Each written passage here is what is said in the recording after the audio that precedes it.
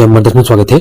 कल हमने practice set number first solve कर लिया था। काफी अच्छा आप लोगों को रिस्पॉन्स रहा है। जिन लोगों ने नहीं पढ़ा है प्ले लिस्ट में जाके पहले प्रैक्टिस सेट सॉल्व करें। डेली एक प्रैक्टिस सेट सॉल्व करें, जिससे एग्जाम तक अब लगभग 40 सेट सॉल्व कर चुके होंगे और एग्जाम में आपका नंबर अच्छा आएगा। तो पहला शुरू करते हैं आज का प्रश्न। तो पहला प्रश्न है आज का कि हड़प्पा का इनमें से कौन सा नगर 3 भागों में विभाजित था। तो हड़प्पा का कौन सा नगर था जो 3 भागों में विभाजित था? तो उसका नाम है ऑप्शन डी धौलावीर। धौलावीरा है जो कि ये 3 भागों में विभाजित था। और धौलावीरा को हम जानते हैं कि यह कहां पर स्थित है। तो यह कच्छ के रण में स्थित है। और यहाँ पर एक चीज और याद करने की बात है कि यहाँ पर विशाल स्नानागार यहाँ पे जलाशय मिला था। यहाँ पे जलाशय के साक्ष्य। तो धौलावीरा के बारे में 2 पॉइंट याद रखना कि यहाँ पर विशाल जलाशय भी मिला था और यह कच्छ के रण में स्थित है और यह 3 भागों में विभाजित था। नेक्स्ट प्रश्न है, किसके शासनकाल में इब्न बतूता भारत आया था। तो भारत जो इब्न बतूता आया था तो किसके शासनकाल में? तो इसका आंसर है मोहम्मद बिन तुगलक। मोहम्मद बिन तुगलक के शासनकाल में भारत आया था। और इब्न बतूता के बारे में 1-2 पॉइंट और जो कि आपको पेपर में पूछ सकते हैं कि इसने कौन से बुक लिखी थी। तो जो कि रहला इब्न बतूता की बुक है। और यह कहां से का था? तो यह मोरक्को का था। एग्जाम में कई बार पूछ चुका है। तो मोरक्को का था इब्न बतूता। किसके शासनकाल में आया था? मोहम्मद बिन तुगलक के शासनकाल में आया था। और मोहम्मद बिन तुगलक ने ही इसे काजी नियुक्त किया था। तो कभी कभार पूछा जाता है काजी इब्न बतूता को किसने नियुक्त किया था? तो इब्न बतूता को काजी मोहम्मद बिन तुगलक ने। नेक्स्ट प्रश्न है, निम्न में से किसे अंग्रेजों द्वारा शुरू किए गए सबसे महत्वपूर्ण योगदान में से एक माना जाता है। तो अंग्रेजों ने जो भी कार्य किए हैं उसमें सबसे महत्वपूर्ण एक चीज मानी जाती है, जो भी काम किए थे उसमें सबसे अच्छा काम था रेलवे। तो इसका आंसर है ऑप्शन बी। तो पहली बात तो इसमें 3-4 पॉइंट याद रखना कि किसके द्वारा? तो लॉर्ड डलहौजी। लॉर्ड डलहौजी के द्वारा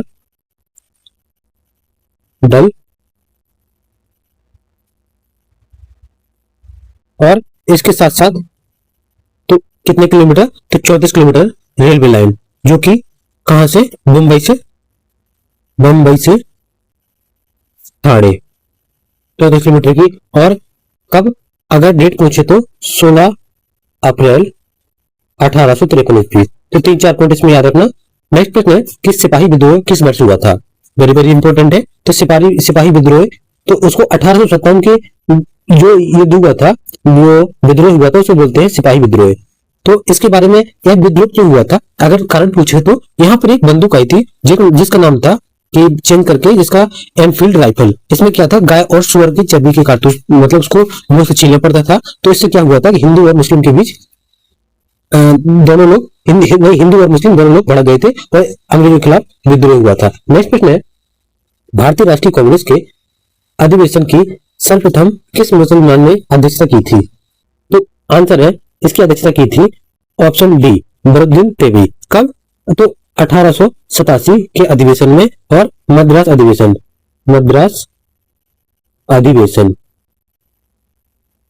नेक्स्ट है, निम्न में से कौन से संविधान की मुख्य विशेषता नहीं है। तो कौन सी विशेषता नहीं है? तो पहला ऑप्शन दिया है कि त्रिस्तरीय सरकार। तो सही है, क्योंकि हमारे यहाँ पंचायती और 3 ऊपर विभाग, राज्य और सेंट्रल 3 त्रिस्तरीय है। और यहाँ पर सार्वभौमिक वैध समानाधिकार, ये भी सही है। और राज्य नीति के निर्देशक सिद्धांत, ये भी सही है। लेकिन इसमें दिया है कि सबसे छोटा लिखित संविधान, तो ये तो गलत है। भारत का जो संविधान है वो सबसे बड़ा संविधान है, जबकि यहाँ दिया है सबसे छोटा संविधान, तो ये गलत है। यही गलत पूछा था। और क्यों बड़ा है? तो अपने यहाँ 22 भाग है। इसके बाद इसमें 12 अनुसूचियां हैं, 395 आर्टिकल है। तो भारत का संविधान सबसे बड़ा है। नेक्स्ट है, त्रिपुरा भारत के पूर्ण राज्य का दर्जा कब मिला। तो पहले त्रिपुरा, एक चीज रखना का आपको याद ना हो कि त्रिपुरा पहले केंद्र शासित प्रदेश था, तो जो कि 1 जुलाई 1963 ईस्वी को। इसके बाद क्या हुआ कि फिर इसे 1972 में से राज्य का दर्जा दिया गया था। इसका आंसर होगा ऑप्शन बी। नेक्स्ट है, भारतीय संविधान का कौन सा अनुच्छेद राज्य सरकार द्वारा ग्राम पंचायतों के आयोजन के लिए निर्देशित करता है। तो ग्राम पंचायतों के लिए कौन सा है? आर्टिकल 40। तो आर्टिकल 40 और बाकी आर्टिकल जैसे आर्टिकल 38 दिया है, तो आर्टिकल 38 में क्या है, तो आर्टिकल 38 में है राज्य द्वारा समाज कल्याण को बढ़ावा देना। राज्य द्वारा समाज कल्याण को बढ़ावा देना। ये आर्टिकल कितने में, 38 में। और आर्टिकल 44 में क्या है, तो आर्टिकल 44 में है समान नागरिक समता, समान नागरिक संहिता। और आर्टिकल 46 में क्या है, तो आर्टिकल 46 है समाज में कमजोर वर्ग को शैक्षिक बढ़ावा देने के लिए, आर्टिकल 46। नेक्स्ट है निम्नलिखित विकल्पों में से कौन सा सही ढंग से गेहूं के उनके आकार के आरोही क्रम में दर्शाता है। आप लोगों को क्रम याद होगा तो मालूम पड़ जाएगा। तो सबसे बड़ा ग्रह कौन सा होता है, यहाँ पे देखते हैं। जैसे सबसे बड़ा होता है बृहस्पति, और इसके बाद होता है शनि, और फिर होता है अरुण, फिर होता है वरुण, इसके बाद होता है पृथ्वी, फिर होता है मंगल, पृथ्वी के बाद आता है शुक्र, शुक्र के बाद आता है मंगल, मंगल के बाद आता है बुध। तो कौन सा ऑर्डर सही होगा यहाँ पर, तो यहाँ पर होगा ऑप्शन सी, क्योंकि बुध दिया है, बुध के बाद मंगल दिया है, मंगल के बाद पृथ्वी और फिर यूरेनस, तो ऑप्शन सी। नेक्स्ट प्रश्न है प्रश्न संख्या 10, गिरिनाडा स्थिति है। तो गिरिनाडा कहां पर स्थिति है, तो कौन सा सागर में पड़ता है, तो कैरिबियन सागर में पड़ता है। और कैरिबियन सागर कहां पड़ता है, तो ये अटलांटिक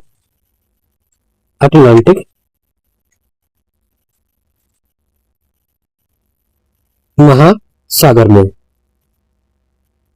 नेक्स्ट प्रश्न है कार्यस्थिति संक्रमण अवधारणा का सर्वप्रथम प्रयोग किया गया है। तो कहां पर किया गया, किसके द्वारा प्रयोग किया गया है, तो यह प्रयोग किया गया था बैनेट के द्वारा। तो कब किया गया था, तो यह किया गया था 1976 ईस्वी में बैनेट के द्वारा। यह अवधारणा किसके द्वारा पूछी जाती है, तो बैनेट के द्वारा। नेक्स्ट है भारत सरकार द्वारा पर्यावरण के परिरक्षण या संरक्षण अधिनियम कब पारित किया गया था, तो कब पारित किया गया था, तो इसका आंसर है ऑप्शन ए 1986 ईस्वी में। नेक्स्ट है, और यहाँ पर 2 पॉइंट याद रखना कि अगर पूछे कि वन्य जीव संरक्षण अधिनियम कब, तो ये 1972 में, और जैव विविधता, तो जैव विविधता अधिनियम 2002 में। तो दोनों पॉइंट याद रखना, साथ में सन, ये आपसे एग्जाम में पर्यावरण पूछा सकता है। नेक्स्ट है कि वन जैविक जैव विविधता संस्थान कहाँ स्थित है, तो कहां पर, ये हैदराबाद में स्थित है। वन जैव विविधता संस्थान कहां पर, तो हैदराबाद में।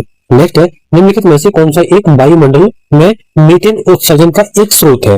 तो मीथेन सबसे ज्यादा उत्सर्जन कहां होता है, तो आप बताइए।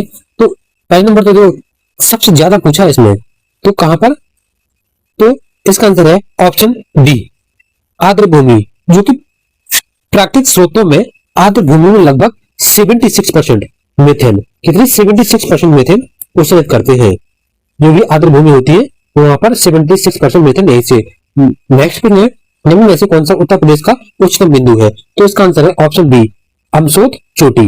नेक्स्ट में उत्तर प्रदेश में निम्नलिखित शहरों में से सबसे छोटा वन अभ्यारण्य कहां स्थित है, तो इसका आंसर है पटना वन्यजीव अभ्यारण्य एटा में सबसे छोटा है। नेक्स्ट है कि लेजर प्रिंटर में घूमते हुए ड्रम पर चार्ज वितरण क्या बनता है, तो इसका आंसर है ऑप्शन बी लेजर बीम बनती है। नेक्स्ट प्रश्न है प्रश्न संख्या 18, यहां पर लिखा है ओ सिस्टम, इसका मतलब है ऑपरेटिंग सिस्टम में डिवाइस ड्राइव का प्राथमिक कार्य क्या होता है। तो ऑपरेटिंग सिस्टम में डिवाइस ड्राइव का प्राथमिक कार्य होता है कि वह हार्डवेयर के उपकरणों के बीच मध्यस्थता के रूप में कार्य करता है। तो ऑपरेटिंग सिस्टम जो होता है वो हार्ड ड्राइव के बीच मध्यस्थता, कौन से ऑप्शन में दिया हुआ है, तो देखो ऑप्शन बी में दिया है कि ऑपरेटिंग सिस्टम और हार्डवेयर उपकरणों के बीच मध्यस्थता के रूप में कार्य करता है। प्रश्न संख्या 19, दक्षिणी उत्तर प्रदेश का औरैया जिला प्रमुख रूप से किस उत्पादक के लिए जाना जाता है, तो जो औरैया जिला है ये शुद्ध देसी घी के लिए। अगर गुड़ के लिए कौन जाना जाता है, तो गुड़ अयोध्या, और हींग तो ये मुजफ्फरनगर।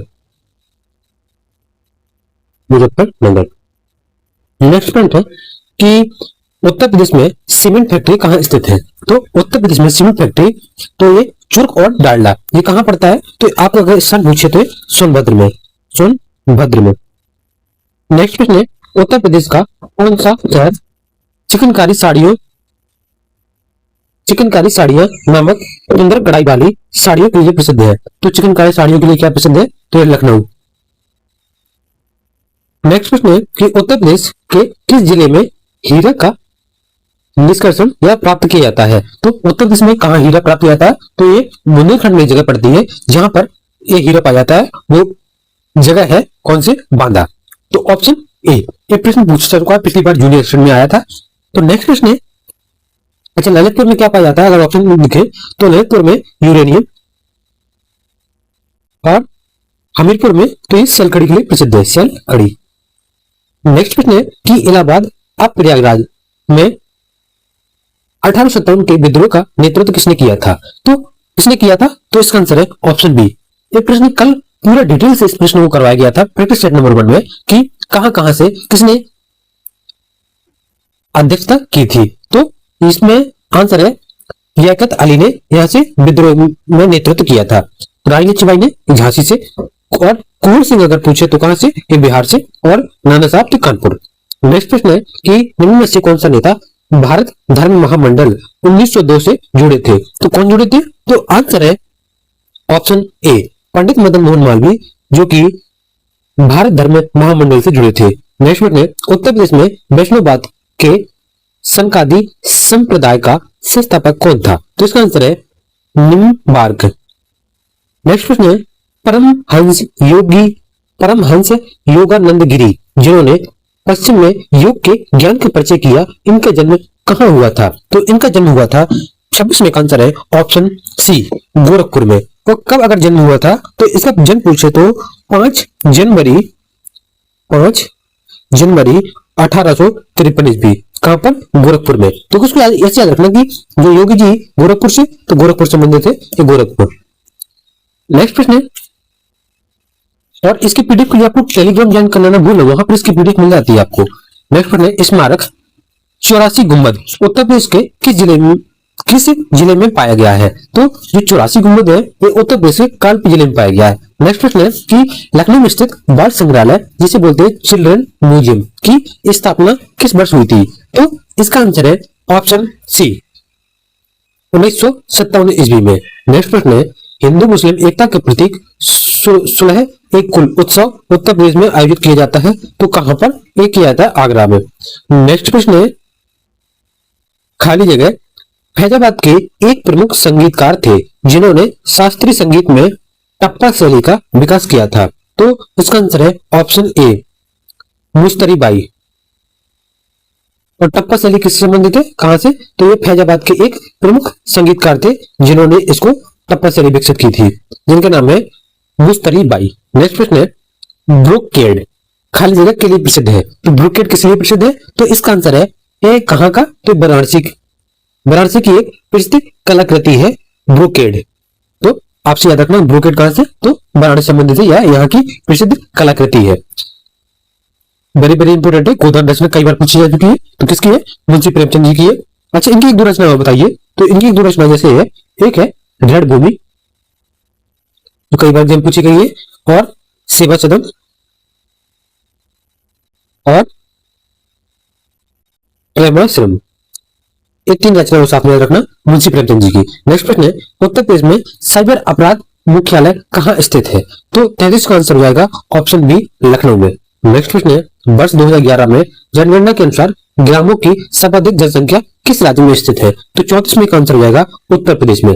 ग्रामीण आबादी में पूछा सर्वाधिक जनसंख्या किस राज्य में, तो जनसंख्या के हिसाब से ये उत्तर प्रदेश। अगर पूरे भारत में पूछता कि ग्रामीण आबादी कहां पर है, तो शायद हिमाचल प्रदेश में। हाँ, हिमाचल प्रदेश में ग्रामीण आबादी सबसे ज्यादा है, मतलब जनसंख्या में नहीं, परसेंटेज में देखिए तो वहां की ग्रामीण आबादी हिमाचल प्रदेश ज्यादा है। और अगर टोटल जनसंख्या के हिसाब से देखी जाए तो वैसे भी उत्तर प्रदेश कितनी ज्यादा जनसंख्या है, लगभग 20 करोड़ के आसपास, तो उसमें से ग्रामीण जनसंख्या काफी ज्यादा है। नेक्स्ट प्रश्न है, भूमि कृषि का रिकॉर्ड कहाँ बया है?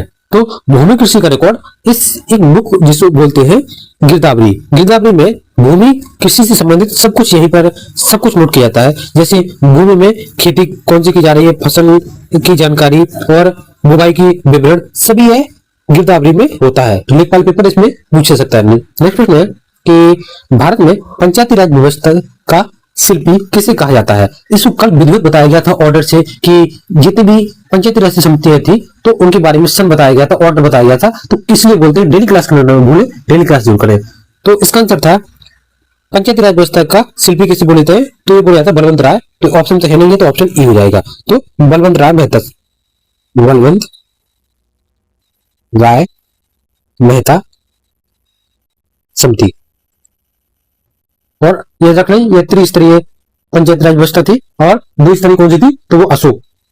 नेक्स्ट प्रश्न है 37वां कि राष्ट्रीय ग्रामीण स्वास्थ्य मिशन का शुभारंभ हुआ था, तो कब हुआ था, तो इसका आंसर है ऑप्शन डी 12 अप्रैल 2005। नेक्स्ट प्रश्न है महाजनी प्रथा का सर्वप्रथम उल्लेख निम्नलिखित में से किस प्राचीन ग्रंथ में मिलता है, तो महाजनी प्रथा का सबसे प्रथम उल्लेख ये शतपथ ब्राह्मण ग्रंथ में मिलता था। नेक्स्ट प्रश्न है कि अध्यक्ष महानगर पालिका को लिखे जाने वाले शिकायत पत्र किस श्रेणी में आते हैं, तो एक पत्र किस श्रेणी में आते हैं, तो जब भी हम किसी अध्यक्ष और महानगर पालिका को पत्र लिखते हैं तो ये कार्यालय पत्र होते हैं। तो इसका आंसर जाएगा, तो व्यक्तिगत तो होगा नहीं, व्यक्तिगत होता है जो आपस में भेजते हैं, व्यवसायिक होगा नहीं, ऑप्शन से एलिमिनेट कर सकते थे। और संपादित पत्र उसमें निकलता है पेपर में संपादित किया कहीं से देखा जाता है तो वो संपादित होता है। तो ऑप्शन ए के बचे था कार्यालय पत्र। नेक्स्ट प्रश्न है वे ध्वनियां जिनका योग स्वर एवं व्यंजन किसी के साथ नहीं किया जा सकता परंतु हिंदी वर्णों में आवश्यकता है कहलाती है, तो 40 में आंसर हो जाएगा ऑप्शन ए अयगुवाह ध्वनियां। तो यहाँ पर 41 में ए अभी पिछली बार शायद जूनियर सेट में यही क्वेश्चन पूछा गया था कि इस शब्द चिन्ह जो कि ब्रह्म चिन्ह कौन सा है, तो इसको बोलते हैं इतिश्री। और बाकी तुल्यता क्या होता है, तुल्यता इस तरह का होता है जब कोई सेंटेंस ऊपर से नीचे से हम कॉपी करते हैं तुल्यता करते हैं, तुल्यता इस तरह होता है। और लोक को क्या होता है, ये डॉट डॉट डॉट डॉट होता है, लोक होता है। और लाघव चिन्ह होता है, लाघव जैसे डॉक्टर के आगे लिखता है डॉक्टर, ऐसे डॉक्टर लिखते हैं ना डॉक्टर, तो ये चिन्ह लगाते हैं, इसको बोलते हैं लाघव। नेक्स्ट प्रश्न है कि निम्नलिखित में से कौन सा वाक्य अशुद्ध है। याद रखना कि जब भी प्रश्न पूछो तो उसमें गोला कर लिया करो, कुछ मार्क कर लिया करो, ऑफलाइन पेपर है कि इसमें पूछे क्या है, जैसे आप लोग कभी कभार जल्दी में लगा देते शुद्ध, ये कई रोज गलती होती है। तो अशुद्ध वाक्य पूछा इसमें से, तो पहला दिया है भारत के इतिहास में 15 अगस्त का बहुत महत्व है, तो सही है।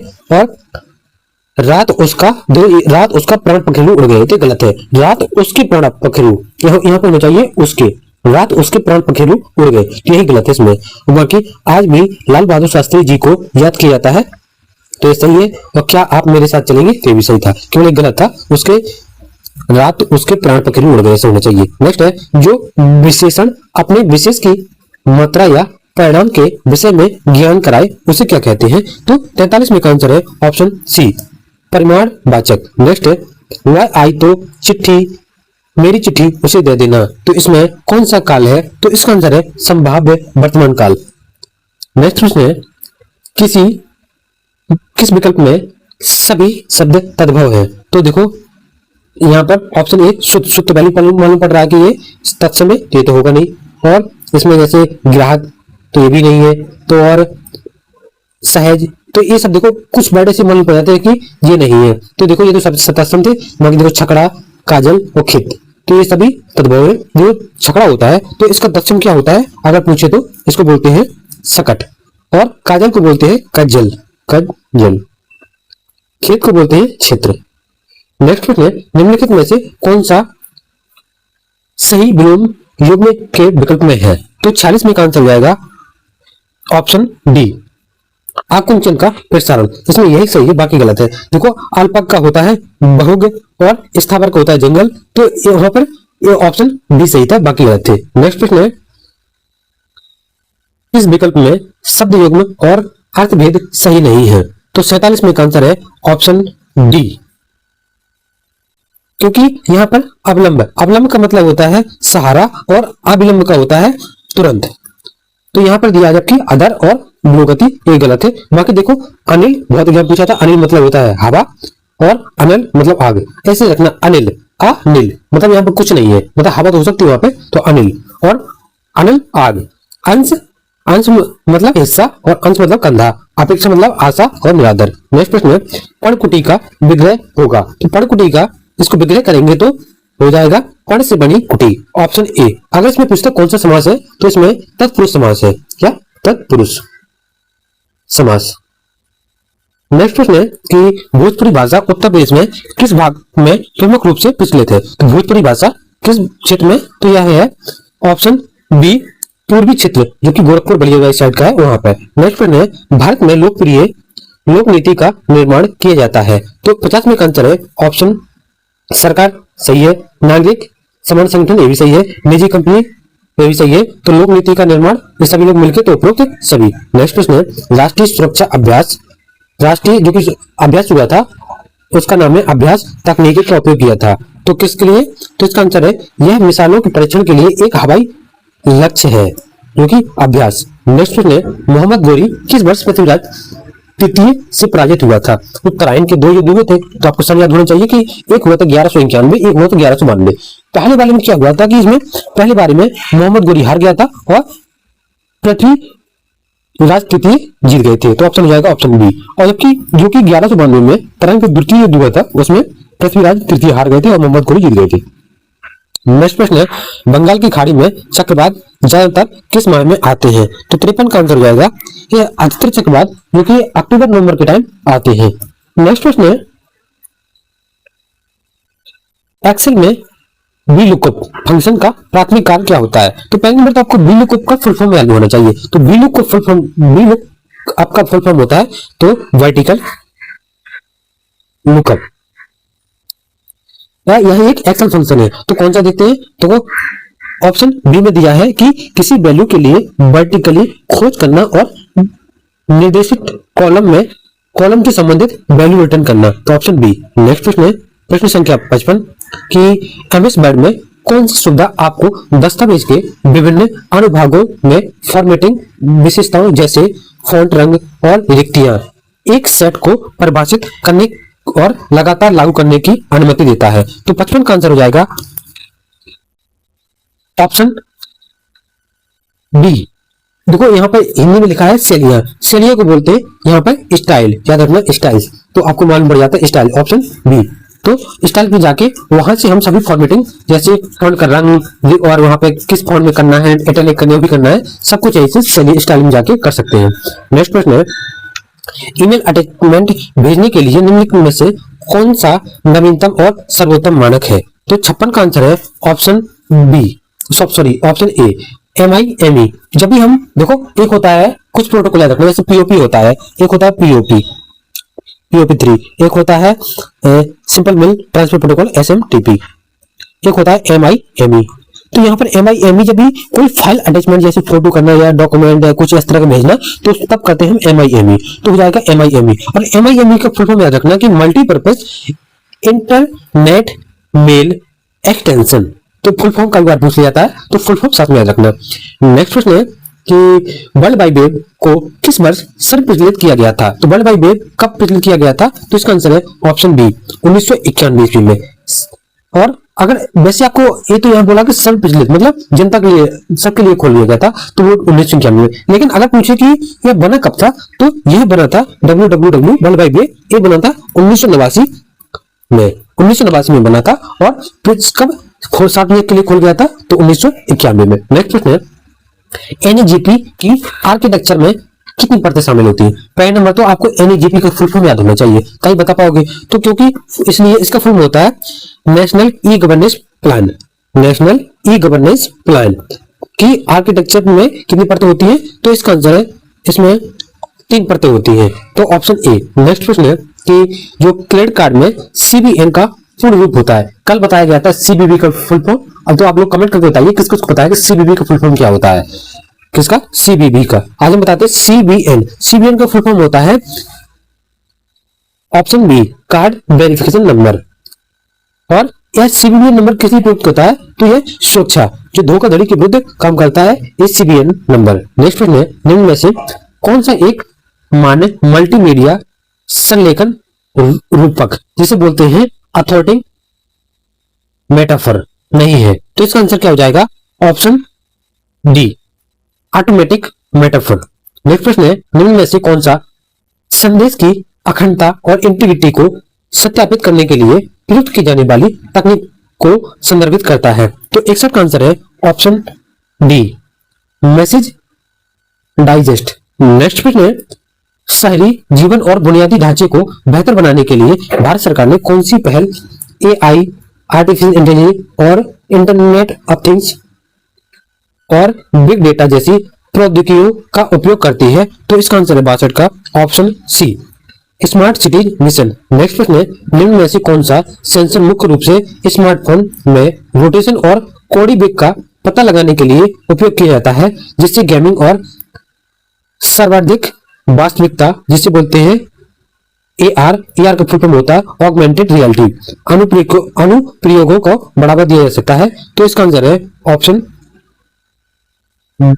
डी। तो जो हम जाइरोस्कोप होता है, तो पेपर में पूछा गया था अभी जूनियर में, जाइरोस्कोप से हम कोई गेम खेलते हैं मोबाइल में या हम मोबाइल झुकाते हैं तो इस तरह जाता है उस तरह जाता है, तो उसी को बोलते हैं जाइरोस्कोप।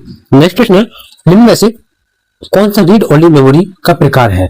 तो देखो PROM ये भी है, EPROM ये भी है और MROM ये भी है। तो देखो इसकी फुल फॉर्म आपको याद रखना पड़ेगा, जैसे प्रोग्रामेबल रीड ओनली मेमोरी, यहाँ पर eligible programmable read only memory, और यहाँ पर है M से हो जाएगा मार्केट रीड ओनली मेमोरी, तो फिर ऑप्शन डी। नेक्स्ट है, एक्सेल में सभी फॉर्मूला निम्नलिखित में से किस साथ शुरू किया जाता है? यह भी जूलियस सीजर प्रेजेंट टाइम में जो 32-84 हुआ था उसमें आया था। तो इसे ऑप्शन ए बराबर के चिन्ह के साथ शुरू किया जाता है। जब भी हम एक्सेल में फॉर्मूला शुरू करते हैं तो बराबर के चिन्ह से। नेक्स्ट प्रश्न है, पेनिसिलिन की खोज किस सूक्ष्म जीव से की गई थी? तो 66 का आंसर है कवक से। नेक्स्ट प्रश्न है, भारत में पेटेंट अधिनियम एक्ट किस वर्ष लागू किया गया था? तो पेटेंट अधिनियम तो एक किया गया था 1970, तो ऑप्शन में तो है नहीं, तो ऑप्शन ई हो जाएगा 1970 सन। नेक्स्ट प्रश्न है, राज्य आपदा प्रबंधन प्राधिकरण जिसे बोलते हैं SDMA, तो इसका हमने लगभग 5 से 7 मिनट के आसपास का वीडियो डाला है, उसमें हमने पूरा आपदा NDRF जो भी है सभी टीमें लेके पूरा आपदा से 2005 से लेके पूरा डिस्कस किया है। 5 से 7 मिनट में आप कुछ पढ़ सकते हैं। प्ले लिस्ट में जाके वहां पर आप इस क्लास को कर लीजिए, आपसे एक टॉपिक कंप्लीट हो जाएगा, वहां से एक प्रश्न आते आता है, उसमें पूरा बताया गया कितने चरण में होता है, कैसे प्रोसेस होती है। तो इसका आंसर है 68 में का ऑप्शन सी, NDMA और DDMA। नेक्स्ट प्रश्न है, भूस्खलन रोकने का उपाय नहीं है, तो कौन सा नहीं है? तो इसका आंसर है ऑप्शन सी, स्थानांतरित कृषि। बाकी देखो जैसे सीढ़ी नुमा खेती भूस्खलन को रोकने के लिए और वनीकरण को बढ़ावा देना, ये सभी है। तो इसमें पूछा था नहीं, तो जो कि स्थानांतरित कृषि ये नहीं है। नेक्स्ट प्रश्न है, आत्मनिर्भरता भारत का तकनीकी मॉडल किस दृष्टिकोण पर आधारित है? तो इसका आंसर है ऑप्शन सी, चयनात्मक, स्वदेशी और वैश्विक सहयोग। नेक्स्ट प्रश्न है कि भारत में 5G तकनीक का विकास प्रमुख उद्देश्य क्या है? तो भारत में 5G का प्रमुख उद्देश्य था कि वह डिजिटल इंडिया को बढ़ावा देना। नेक्स्ट प्रश्न है,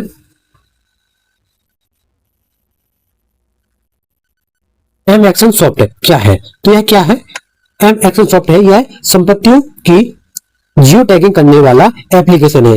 M action software very very important है, इस तरह के प्रश्न पूछे जाएंगे। नेक्स्ट प्रश्न है, कल पक्कम परमाणु ऊर्जा संयंत्र, कल इसके बारे में पूरा एक एक बताया गया था, कहां पर कौन से है और किस किस राज्य में है। तो कल पक्कम कहां पर है, कल आपको इसको याद करने का तरीका भी बताया गया था, तो वहां पर आगे देख सकते हैं। तो इसका आंसर ऑप्शन डी, तमिलनाडु में। नेक्स्ट प्रश्न है, भारत के पश्चिम में कौन सा सागर स्थित है? तो भारत के पश्चिम में है अरब सागर। तो देखो जैसे भारत का नक्शा है इस तरह थोड़ा सा बना देते हैं, एक में जैसे भी बने थोड़ा सा ये हो गया। मान लो इस तरफ देखो एक पश्चिम साइड होता है, यहाँ है अरब सागर और इस तरफ है बंगाल की खाड़ी। क्या रखना ऑप्शन डी। नेक्स्ट प्रश्न है, निम्न में से कौन सी नदी का उद्गम अमरकंटक पहाड़ से होता है? तो 75 का आंसर है ऑप्शन ए, नर्मदा। नेक्स्ट प्रश्न है, भारत की किस नस्ल को इसकी उच्च दुग्ध उत्पादक अनुकूलताशीलता के कारण भारत का काला सोना कहा जाता है? तो 76 का आंसर है ऑप्शन बी, मुर्रा। ये मुर्रा किसकी प्रजाति है? तो याद रखना भैंस की एक नस्ल है। नेक्स्ट प्रश्न, सितंबर 2025 में प्रसिद्ध संगीतकार और गायक जुबीन गर्ग का निधन हो गया है। वह किस राज्य से संबंधित थे? तो ये थे असम राज्य से संबंधित थे। नेक्स्ट प्रश्न है, सितंबर 2025 में आचार्य देवव्रत ने किस राज्य के राज्यपाल के रूप में शपथ ग्रहण की थी? तो याद रखना इसका आंसर है 78 का ऑप्शन बी, महाराष्ट्र। नेक्स्ट प्रश्न है, जून 2025 में उत्तर प्रदेश के मंत्रिमंडल द्वारा पूर्व अग्निवीरों को राज्य पुलिस में कितने प्रतिशत शैक्षिक आरक्षण देने का निर्णय किया गया है? तो कितने परसेंट? जो उत्तर प्रदेश गवर्नमेंट ने अभी इसको अलाउ किया है कि जो भी पुलिस की वैकेंसी होगी उसमें 20%। तो ऑप्शन हो जाएगा ए। और एक चीज और यहाँ पे याद रखना कि इसके साथ साथ उनको आयु में भी छूट दी गई है, तो आयु में उनको 3 वर्ष की छूट भी दी जाएगी। नेक्स्ट प्रश्न है, मजदूर दिवस किस तिथि को मनाया जाता है? तो ये हर साल 1 मई को मजदूर दिवस मनाया जाता है। नेक्स्ट प्रश्न है, मई 2025 में भारतीय नौसेना की पहली महिला उड़ान प्रशिक्षण किसे बनाया गया? तो प्रशिक्षक किसे बनाया गया? तो किसे बनाया गया? दिव्या शर्मा को। नेक्स्ट प्रश्न है, सतत आर्थिक विकास से अभिप्राय है? तो इससे क्या है कि जो वर्तमान पीढ़ी के विकास के साथ साथ भविष्य का आर्थिक विकास, इसको बोलते हैं सतत आर्थिक विकास। नेक्स्ट प्रश्न है, निम्न में से कौन सी वस्तु लोक वस्तु या पब्लिक गुड नहीं है? तो कौन सी नहीं है पब्लिक? तो इसका आंसर है ऑप्शन सी, कार है, क्योंकि ये पब्लिक के लिए नहीं है, प्राइवेट के लिए अपना अपना यूज करते हैं लोग। तो बाकी सरकारी प्रशासन सबके लिए है, राष्ट्रीय सुरक्षा और सड़कें। नेक्स्ट प्रश्न है, भारत में मौद्रिक नीति का उपकरण इंस्ट्रूमेंट निम्न में से कौन सा सही नहीं है? तो कौन सा नहीं है? तो देखो, रेपो रेट होते हैं, यही सही है, और SLR भी होता है, CRR भी होता है, केवल कर परिवर्तन, तो ऑप्शन डी। नेक्स्ट प्रश्न है, बैंकिंग सुधार समिति को निम्न में से किस नाम से भी जाना जाता है? तो 85 का आंसर है नरसिम्हन समिति। नेक्स्ट प्रश्न है, भारत में प्रथम उद्योग जिसका विकास हुआ था? तो इसका आंसर है 86 का ऑप्शन ए, कुटीर उद्योग। नेक्स्ट प्रश्न है, निम्न में से कौन सा सम्मिलित नहीं है? तो कौन सा सम्मिलित नहीं है? इसका आंसर है ऑप्शन ए, SDG 1 शून्य गरीबी है और ये सही है, और SDG 2 में शून्य भुखमरी, ये भी सही है, और SDG 3 में लैंगिक समानता, ये गलत है। और इसमें क्या है SDG 3 में? तो इसका है उत्तम स्वास्थ्य व खुशहाली। SDG 3 में ये गलत था, बाकी SDG 4 में गुणवत्ता शिक्षा, ये सही था। तो ऑप्शन सी नहीं, गलत पूछा था इसमें। नेक्स्ट प्रश्न है, संविधान के किस अनुच्छेद के तहत भारत के राष्ट्रपति भारत में नियंत्रक एवं महालेखा परीक्षक नियुक्त करता है? तो आर्टिकल 148। नेक्स्ट प्रश्न है,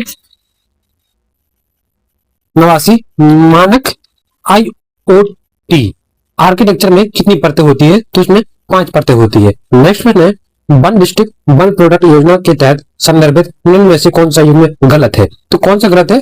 तो देखो, भदोही कालीन सही है, कन्नौज इत्र भी सही है, फिरोजाबाद कांच का उद्योग भी सही है, लखीमपुर खीरी ये गलत है। तो इसका आंसर क्या हो जाएगा? लखीमपुर खीरी में हस्तशिल्प के लिए जाना जाता है। तो यहाँ पर हमने 1 से लेकर 90 क्वेश्चन को विधिवत कंप्लीट कर लिया है, और जो कि इसका DI का पोर्शन है 10 क्वेश्चन, इसका प्ले लिस्ट में जाके इसकी लिंक मिल जाएगी और इसकी डिस्क्रिप्शन में, तो वहां से जाके 10 क्वेश्चन कर सकते हैं, क्योंकि कई लोग केवल जीएस करना चाहते हैं, तो जीएस के लिए इतना है, और बाकी जिन लोग करना है तो प्ले लिस्ट में जाके वहां कर सकते हैं। बाकी इसकी प्ले लिस्ट अलग से बना दी गई है, वहां से जाके आपको DI के क्वेश्चन भी करने चाहिए, क्योंकि ये 10 नंबर का वेटेज है, जो कि 10 में से 10 नंबर ला सकते हैं। अगर आपने डेली रूटीन में कर लिया तो 40 दिन में आपको लगभग 400 क्वेश्चन करवा दी जाएंगे, और आपको DI क्वेश्चन वहां जरूर करके आओगे एग्जाम में। तो प्लीज लाइक शेयर सब्सक्राइब करें, और इसकी PDF के लिए आप लोग टेलीग्राम ज्वाइन करना ना भूलें, वहां इसकी PDF आपको निःशुल्क मिलती है। Thank you.